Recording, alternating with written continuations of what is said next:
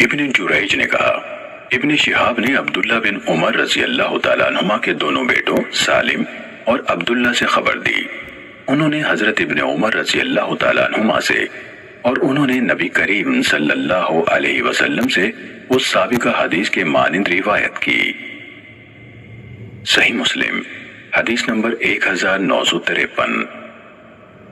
یونس نے ابن شہاب سے، انہوں نے سالم بن عبداللہ سے اور انہوں نے اپنے والد سے روایت کی۔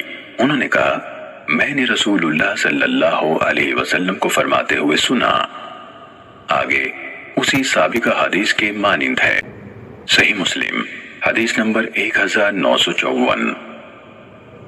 حضرت عبداللہ رضی اللہ تعالیٰ عنہ سے روایت ہے کہ حضرت عمر ابن الخطاب رضی اللہ تعالیٰ عنہ جمعے کے دن لوگوں کو خطاب فرما رہے تھے کہ اسی اثنا میں رسول اللہ صلی اللہ علیہ وسلم کے صحابہ رضوان اللہ علیہم اجمعین میں سے ایک شخص داخل ہوا۔ حضرت عمر رضی اللہ تعالیٰ عنہ نے انہیں آواز دی، آنے کی یہ کون سی گھڑی ہے؟ انہوں نے کہا میں آج مصروف ہو گیا، گھر لوٹتے ہی میں نے اذان سنی اور صرف وضو کیا اور حاضر ہو گیا ہوں۔ حضرت عمر رضی اللہ تعالیٰ عنہ نے کہا اور وہ بھی صرف وضو؟ حالانکہ آپ کو معلوم ہے کہ رسول اللہ صلی اللہ علیہ وسلم غسل کرنے کا حکم دیتے تھے۔